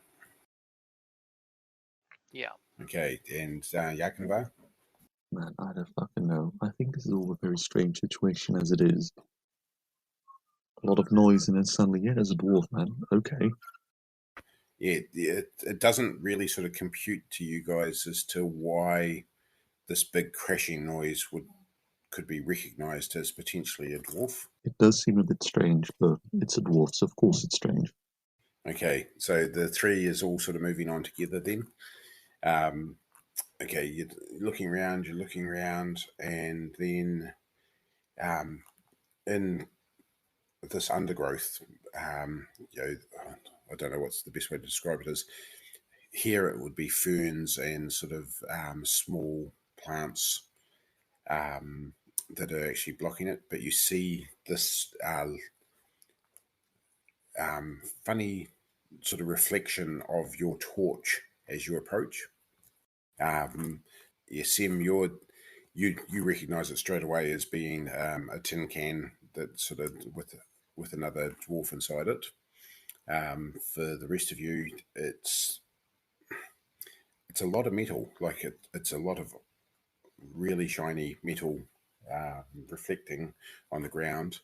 After a bit, you realise that you can see emanations of power coming out from inside this tin can, Yaginvar. Very hard to see it just because it's all contained in this suit of metal. I very slowly look over at our dwarven friend and go, "You're sure this is a dwarf and not simply a suit made for one?" Oh, I'm sure.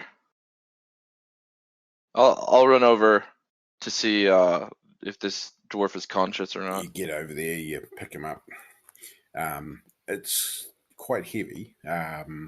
Effectively, it's you can't easily move him by yourself to roll him over. It's face first in the ground into the bushes. So you struggle to sort of lift up his shoulder and roll him over. He's definitely unconscious. You hear a noise as you sort of lift up the helm and sort of get in there, and yes, it is definitely alive, but unconscious. For the other two, this as you get close, you recognise that this is an iron suit. It's got chainmail over the majority. It's got a big plate helm and chainmail on its head. A bit of plate for braces, etc., and greaves. But yeah, it's basically something wrapped up in a whole lot of iron. Yaginvar is going to need a moment or three to process this. He's definitely taken some damage. Anything I notice about the suit? Yeah, there's signs of wounds. Yeah, that's what I was looking for. You would say that you can't actually easily see the wound because it's all covered over, but there's definitely signs of blood. Well, what dwarves consider blood. So I'll just watch intently. Is it moving? It's breathing, Ask but Gord that's if about this it. is this one of your kin? Is this normal?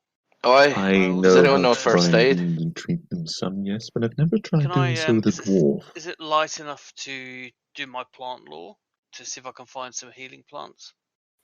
No. Yeah, just like you'd be Yeah. having to look for specific conditions and sort of looking for which side of the trees you're on. But no, not at this time of night. How good at first aid are you? 43. I'm at 54. Can I use first aid on a dwarf, though? Like, is their biology comparable enough to that of a human that it's not going to impose any penalties? The basic principles of having to bind a wound, etc., I'd say yes. One of the questions I was going Can to... we even get to the wounds? Well, I was just going to say that's one of the biggest things is finding what wounds and where, just given all of the armour. The other thing I was going to say to you is as a joint decision for everyone in the campaign, under the old original RuneQuest stuff, there was a spell Xeno healing, and then they brought out the one where it was just a single spell, but when you cast it on something that was a different species to you, you had to use 2 points healed 1 point.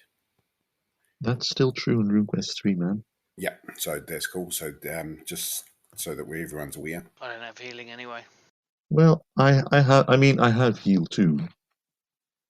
Does this dwarf seem like he's about to expire and die? Let me ask that first.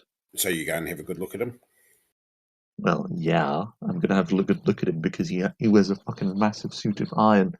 I'm gonna have a look at him anyway. I'm fascinated. Yeah. You would say he's been bleeding out. Yeah, he will probably die before the night's out if you don't find some way to heal him. Help me. All right, then, yeah, I will try helping out. I can't staunch the bleeding with heal because I only have heal 2 and I need heal 4 because he's a dwarf. But I can definitely try using first aid then. Yep. So what you find is that there's 2 main wounds. One to the basically he's been cut to the chest, and the other one is he's had a stab wound of some sort to his buttocks. Ooh. Okay. Well, that's fine by me. Relatively. I'm going to try and bind them. I roll first aid twice, yes? Okay, just before you do, it's going to take 2 people to try and remove the armor enough that you can get to have a look at it. We have 3 people, so that's, yeah. Yep. You work out fairly quickly that he's carrying somewhere between 25 and 30 kilos worth of armor.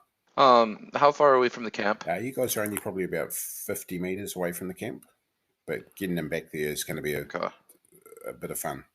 Help me carry him. It works out to be the equivalent of like a size 16, size 17 person, but really, really short. Yeah, that's cool. Well, I help carry. I'll help out as well.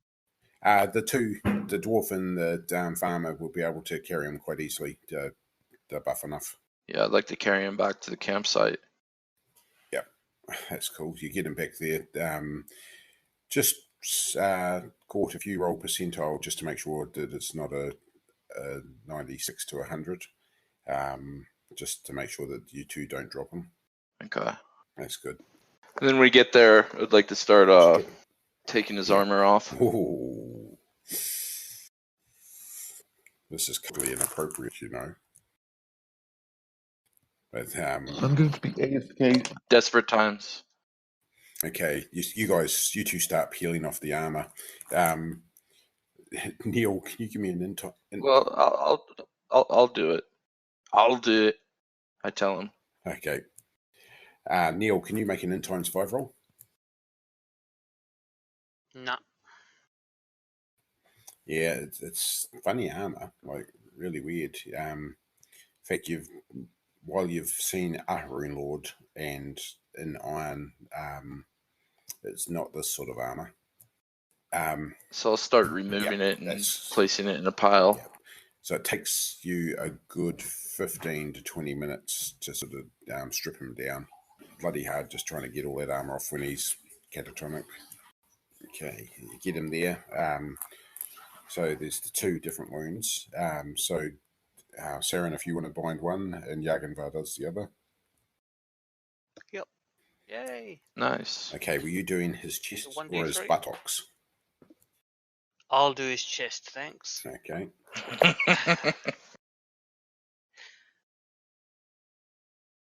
Cool. Good bind. So you Nice. stop the bleeding, and he's got a nice, pretty bandage around him now. You're very impressed with yourself because not only did you Yeah, that's pretty decent. that goes straight over your head, Gort. You got no idea about first aid or sort of any of the stuff that he's just done to heal him, but you definitely think that he's a lot No, not really. better off.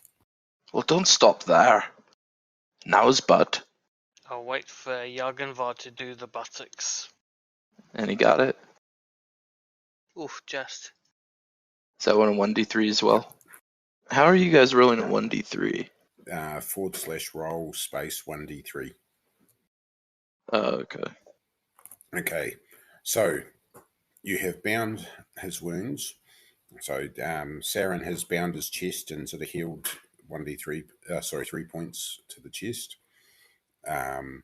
Jagenvar has had to deal with the wound to the buttocks, and he's probably flinched a wee bit while he was doing it, and has healed it for 2 points. What kind of wounds are they? Were stabbing wounds, weren't they? So one was the wound to the buttocks was a stabbing wound. The wound to the chest was definitely a slash. By a weapon or by animals? Yeah, it definitely looks like some sort of sword cut. It doesn't look like. It's definitely not like a broadsword. It seems like a rougher sort of cut than what you'd generally get with one of your guys' swords. It would almost seem a little bit like it was a weapon made out of stone of some sort.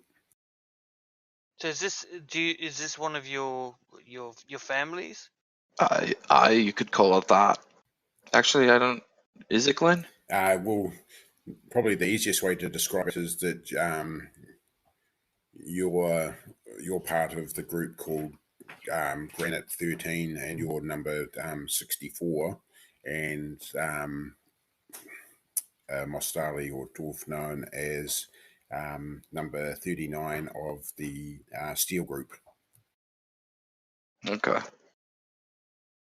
Not direct family, not even of the same class, but one that happens to you've been on several missions with before. Okay. So no, not direct family, but a colleague.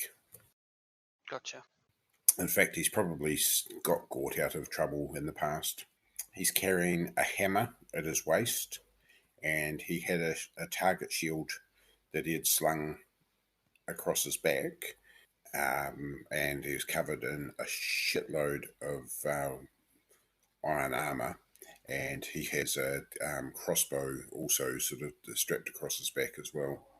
You guys have never seen a crossbow before. It's basically the same as what Gort is carrying, but that's the first time you've ever seen one. So, I'll ask him to explain what the crossbow is and does. We use it to fire bolts. Like arrows. Exactly. But this seems like you've made a bow with extra steps. And you notice that there's got a little chamber underneath that seems to hold lots of other arrows in it. It's not like a bow where it just shoots a single one. It's got lots of them just tucked underneath. Fancy. It eliminates some of those extra steps you have with bows. Hmm. And so you're the only, fine one to be talking about extra steps. You are. Okay.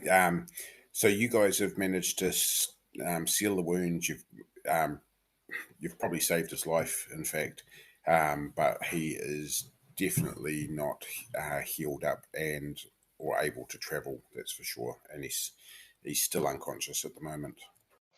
I'll see if I can work out how whatever's damaged him, how it got through what is essentially a ton of armor. It's a bloody good question. You would say a huge amount of force was required to get through, you can see that the shield has taken damage. Gotcha. That would probably explain, with the slash to the chest, that would probably say that he attempted to parry and the excess got through. The buttocks, you're not really sure, but he definitely wasn't facing whatever got him there. So we need to be wary whatever's around here that can do damage to somebody wearing that much armor. We need to be very careful. Were you here, Stefan, when I said that it looks like the wounds were made by something of stone? Yes, and I, Seely thought, Dragonoots. I suppose it might be something else. Maybe. Trolls aren't exactly known for having very much metal at their disposal either. And we are in a Also, Dragon trolls and dwarves don't get along. after all. Have we seen Dragon Newts before? Yeah, at a distance. You don't really go and interact with them, that's for sure. And they do all sorts of strange things. Yeah, Dragonoots are best left alone. Can we make a world law or some such to join those dots? That seems sensible. In times 2. Like, you know what Dragon Newts are, you know little bits about them, but you couldn't tell the detail of their culture or that. Oh, I got it. me too. Special success even. The two of you look at each other and go, yeah. Dragon Newts. Yep. That looks like a clanth got them there, and you're not quite sure sort of about the buttocks. It might have been some sort of missile weapon, or more likely some sort of spear, or even a impaling sort of daggery type weapon to get him in the back of the arse like that. I say, have you dwarves been pestering the locals? Well, you guys are back on the other side of the river from the. Oh right, so they would have had to come across unless he's dragged himself. Yeah. We can assume that it was this side. Well, you ran into Gort on the other side of the river, like on the Dragonute Wild side. Mm-hmm. So, but no, he's this buddy of his. Yeah, he's either come a really long way, like a day or two's travel. Yeah. Or the Dragonutes are potentially on this side. Yeah, and it does happen once in a while, but not very often. Yeah. They walk funny paths with that roll that Jagenvar got. They tend to just walk almost straight lines between sort of places, and they don't really take an interest in other people unless they get in their way, normally. Having said that, when people tend to go over into the wilds or sort of head towards Dragon's Eye, the retribution tends to be pretty brutal. Yeah, we know that they're dangerous. Ragnar kind of looks at Dwarf and he says he probably drew the Dragonoots' attention. Although their motives are very mysterious, even the best of times. Are dwarves familiar with Dragonoots? Yes. Okay. Friendly? Really? Sorry. Familiar. Familiar, I said. Oh, familiar. My bad. Yeah, I was just thinking, shit, did I completely mishear that the first time? My bad. You know who they are. That they're another elder race of a similar sort of time as you guys, but even dwarves think they're weird. Yeah, but don't dwarves think literally everyone else is weird? It makes it easy, doesn't it?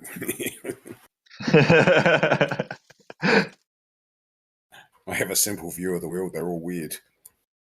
No, that sounds about right. Well, at least we saved him. He's not going to bleed out now. We got the worst of his wounds to be a little patched up. But you say we can't move. Yeah. I do look at Gort and Saren for a moment to say, if there's going to be Dragonoots here, and if they're going to make war on us, we're going to have a problem. I don't think we can stand against people that can cause wounds like this. Do Dragonoots hunt their prey? Yes, actually, Yeah. they do tend to hunt for food.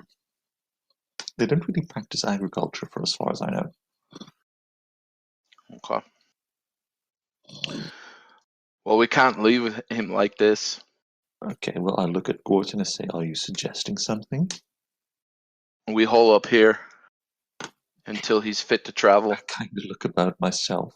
I look at the dwarf and say, well, It'll be close enough to maybe go and get a wagon or something to bring him. the terrain seems a bit bad for wagons and such. Like, you need a road, or at least a fairly flat plain, and that's not what we're on. Okay, to just give you an idea in game mechanics terms, he was in negative points in both his abdomen and his chest. He's still negative in the abdomen, but his chest is now positive hit points. Can't I just keep using heal until his abdomen's fine, relatively speaking? Yep, it just heals 1 point at a time every time you cast it. Well, yeah, but I have a bunch of power. That's not really an issue. And it's pretty late, and I'm going to have more power once I go to sleep. So, you know. Yep, you can just, you don't even have to roll, because you've got plenty No, of I time don't. to do it. So it's just a matter of how much you want to heal him up. I don't know. Let's start with I cast it 3 times, so he heals 3 HP. Okay. Yep, he's back now, looking a lot more positive than what he was. All of a sudden, he just sits bolt upright, starts thrashing, pushing people back. I can't do the accent today. What's going on here? What are you doing? He starts lashing out to like ready to almost jump up to his feet and start sort of punching and looking for his weapons and that. And then all of a sudden he sees Gort and says, You, what the fuck are you doing here? Where's my fucking armor? Aye, calm down now. Weave it right here. I'm going to take a step or two back, Yeah, me too. just in Yeah. case the dwarf tries lashing out.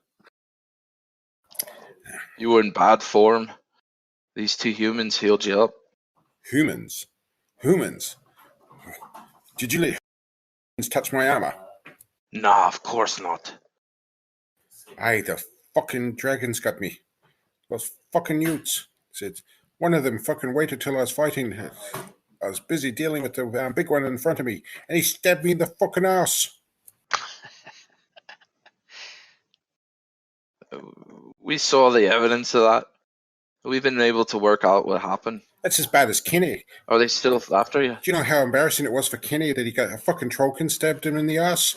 He'd never live it down for fucking years. It's been 200 years and everyone still fucking talks about it. No one will ever know this. Aye, It's just if they us here. fucking do, I'll know that it's you that I gotta come and nut. Well, that's all reason enough for me to keep my mouth shut then. He's looking around at you lot and sort of easing his way back towards his gear and sort of looking not quite sure whether or not to how to take you, whether or not he should just take your heads and sort of get rid of a potential problem, or he's not looking at you in a friendly way, that's for sure. Now, I know what you're thinking, but these humans are luck. They're like having a luck rune. Trust me on that. Did you? Did you really have some luck? Oh, I've had lots of good luck since I met them. You sure? Are you sure? Aye. I tell you, if you be fucking lying to me, I'll fucking nut you. Does this guy have any... Was that all the equipment he had? He basically just had his... he had a small pack, probably would have had a bit of food, and the rest of it is just his weapons. He dumped everything else. Yeah, I'll grab a can of my food and look in his pack, pull out a can of his food, and just say, we'll have a eat on it. What the fuck are you doing? Look, I've got fucking malted stuff in there. Malted. You don't fucking put any of that fucking spinach shit near me. No. And I'll give him his malted, and then I'll eat my spinach. Look, I got fucking Guinness. I got Guinness, you know. Fucking liquid malt in a can. Oh, the penny's dropped. It's late. I'll fucking take Kilkenny, but fucking Guinness, man. We'll have an eat on it, and then I'll show you on the morrow. Aye, if you're fucking with me, you'll regret it. Oh, this isn't like something I'd joke about. He sort of looks and he says, "Well, I suppose I gotta thank you." He says, "It's not often a human would do something for a dwarf, but I say, I'll thank you. I was in a bad way, but I'd ask you not to tell people about it." They say they're going to a place called Home. I've not have it on me maps. Whom? That's what they say. Isn't that place that? I'd like to go see it for myself. Isn't that place that the fucking legendary woman? What's her name? Mrs. Deadfire. Let's see. Do I have a? Is there some sort of customs or lore, human lore? Yep. Okay. Should be looked for. I've not the slightest. Yeah, I fucking heard stories about her. She's a weird bitch. But it's not on me map, and I'd like to go see it there, and so I can update me map. Fucking humans, man. They breed like fucking elves. They won't be on your map. Oh, true enough. Yeah. When he's talking to you guys, he's trying to speak in like Tarshite. He speaks actual Tarshite. Wow. All right. Oh, sorry, Satellite. He's got trade talk in Satellite. Okay. This guy has acted on the surface a few times, so he's a little bit cultured. A cultured dwarf. Wow. Freaky. Awesome. Well, for dwarven things, but No, I gotcha. Is that like a cultured Welshman? yeah, I play football with one of those. When he gets excited, especially if he scored a goal, I can't fucking understand him. So I ask, are you alone, or are you with a band of other dwarves? Well, What happened do I to look the like others? alone? Oh, you mean was I with a band of others? Yeah. Well, yeah. I'm not like this fucking dweeb. I don't go wandering off by myself. So what's happened to the band? Were they attacked by dragon newts too?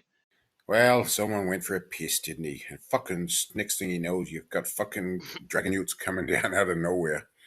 It was brutal. It was brutal. God knows where fucking Silvertongue is. But we fought hard and well. Out on the plains, we gave them hell. Yes, we're just going to have heavy metal lyrics all around this session, aren't we? Sorry, I had got to stop laughing. Now, the sad thing is I'm now racking myself for a lyric in reply. Sadder yet, it went over my head. I think Stefan's is going to give us an ultimatum to not do it. It's the final countdown. Well played. I was just about to, I couldn't get it out because I was laughing too much, but I was about to say, we had to run to the hills. Oh dear. Pick your favorite band. Yep. Aye, we fucking ran to the hills, but we were trying to save Silvertongue, but I lost him. I got no fucking idea where he is. But What's a Silvertongue? Presumably he's a silver dwarf, you know. he's a dwarf. His name is Silvertongue. He was if he was our leader. Well, yeah. Well, I looked after all of the important things, but he was our leader. And he's healed up now? He's mobile. Like the healing sort of pushed him into positive points. He's still got wounds, but Yeah. yeah, he's a lot better shape than he was. That's for sure. He's fit and fighting mad. Well, I suggest he's more than welcome to rest up by our fire a bit. I'll have to say yes to that if you can. I'm going to have to go and find Silvertongue. He escaped. I'm fucking sure he escaped. But a dwarf like that fucking roaming around in those wilds, that's not a good thing. I was trying to make my way back to Dwarf Mine. Those fucking dragon newts, they're fucking beasts of things. Are they after you? Are they on your trail? Well, if they were, they'd probably have fucking caught me by now. Jesus, like, I was having to fucking sprint just to match them. Even still. And they ride those fucking stupid birds. Fuck me. It's bad enough that the fucking dragon newts look like fucking weird ass things, but those fucking birds. So I'd like to use. Let's see. So the magic points, they come back daily. Yep. Every 24 So hours. What's your power? What's your power? 12, right? 12 it is, yeah. Yeah. Now you get very convenient 1 power point every 2 hours. Okay. So I'm back to full magic, but I'd like to augment some of this form set rock with my masonry to create some battlements around our camp here, Okie dokie. just to be safe. Okay, so you spend a couple of minutes just sort of prepping to do it, and then roll for your skill. Yep. So again, add plus 25 to your skill, and then roll for it. Plus 25? Yep. The dwarf sort of going over, looking at his armor, and says, "Hey, how the fuck am I going to hide the fact that someone stabbed me in the fucking ass? Look at that. Look at the fucking hole in my chainmail." So nothing for the form set rock. Remember, you get the 19 on top of that, so yeah, that's sort of make it cool. So you just take another couple of minutes to sort of have a go, but in the meantime, cross off 1 magic point. Okay. So every time you fail, it costs you 1 magic point with sorcery. Okay. Okay. Let's see. Would the ceremony help build up the? Yeah, that was the. I basically said add 25% because of the ceremony, and then you'll dump the gear would give you another 19, wouldn't it? So add 45%. Okay. Add 45% all up. It's taking you basically 3 to 4 minutes every time you try to cast it, though. Okay. That should be it. And you'll need to use 5 magic points when you actually do successfully cast it, just to do enough intensity. Nope, still no go. Okay.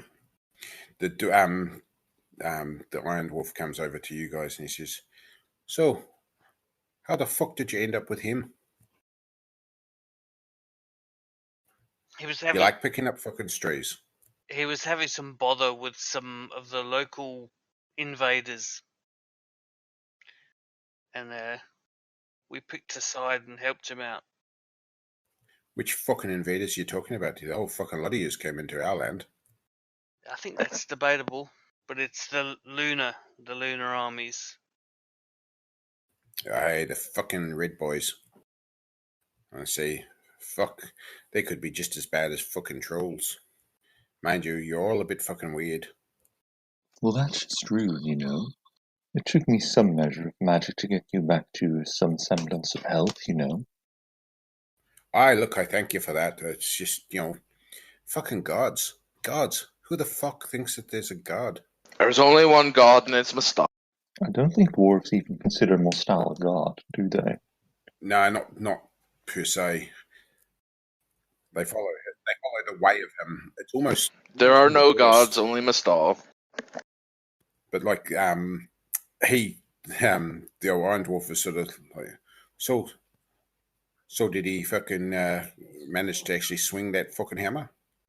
Oh yeah, he did some damage. He held his own. Well, fucking he can hold his own all the time. Doesn't mean that he actually does anything with it. Look, so what happened to the leftovers, should we say? He turned the ground to liquid, and they sank into the ground. Aye, that's a fucking handy skill, isn't it? So why would you help a dwarf? I figured that someone who was in a quarrel with the Lunas must not be so bad at assaults. If you haven't noticed, I kind of gestured at Saren and myself, we are not in league with the Lunas in the slightest. They invaded our lands and we want nothing to do with them. Yeah, I can understand that. Hey, fucking rock boy. What the fuck did you do to piss off some Lunas? My wit, charm, and dashing good looks. So you fucking spoke to them. What have I told you about talking to fucking strange people? I was just minding me own. Well, you keep your fucking hand off it. That'll stop a lot of the problems. Otherwise, you'll get a stab in the ass. Aye, enough of that now. What do you... So I've Yeah, I was got gonna say, my this beautiful, pretty fucking palisade is now built around. It almost looks as good as Elder Chur or Boldholm with just how striking the battlements are. I even went with the little architecture in this one. Yep. So have we gone with Gothic style, or are we going with sort of more like Persian influences? I guess more Gothic. And so you guys could end up sleeping on top of the freaking Great Pyramid one night the way he's going. He says, so tell me about the look. Tell me about the look. I'm going to tell him in Mistali to drop that for now. Look, we're fucking short 10 people. 10 fucking people, so you better have some fucking luck. Yeah, just trust. What are you Have some talking faith. about? Why are you talking about luck? It is not something you can simply hold. Why? I never said anything in luck. Why did you talk about luck? Tell him why you're talking about luck. And he's sort of scowling at you at the same time. I'm going to tell him in Mistali again to really drop this. Aye, you're the fucking one that's got them asking the questions. You'll fucking tell them something about luck, otherwise I'll fucking nut you. So they're babbling away at each other in Mistali. Yeah, so that a lot of the conversations in Sartarite and Trade Talk, they're sort of bouncing through using a combination of words just because they're trying to make shit fit. But every so often they sort of break into Mustali, and from the body language, you'd say that the guy that you've just rescued is really sort of laying down the law to Gort. Yeah. Put this way, every so often you're pretty sure he's threatening to give him either a slap or a headbutt. Okay. Yeah. So you've just been asked, Gort, by Jagenvar about luck. Why are you talking about luck? Okay. I guess I don't understand why Jargenvar is asking that, because I haven't said anything about luck. No. Your brother, the dude did. The Iron Dwarf did. Oh, okay. I just said it was a bit luck that we've crossed paths, would be my reply then. I suppose there was some manner of good fortune in that. Well, and see, you haven't got a scratch on you, so I'd say you're fucking lucky, that's for sure. You're Gort. And there we have it. Hey, Umans, what the fuck are you doing out and about this way anyway? Where did you find him? We found him on the other side of the river, near Skull Ruins. And you brought him all the way back here? Yes. How did you get across the river? With some effort, a piece of wood, and a bunch of swimming. I had considered summoning up the spirit of air, but I thought it might startle him a bit. You talk to fucking spirits? I talked to spirits many times, yes. Are you alright? I'm doing better than you, I dare say. They've said about these things of the mind where people get sort of strange ideas. You're not one of those, are you? Jargenvar heaves a sigh. If you are very curious about the match, I can introduce you to one if you'd very much like. No, fuck that. But did these things talk back to you, or they just do you hear voices? How many spirits are about me right now? Give me a ballpark estimate. probably not a lot, but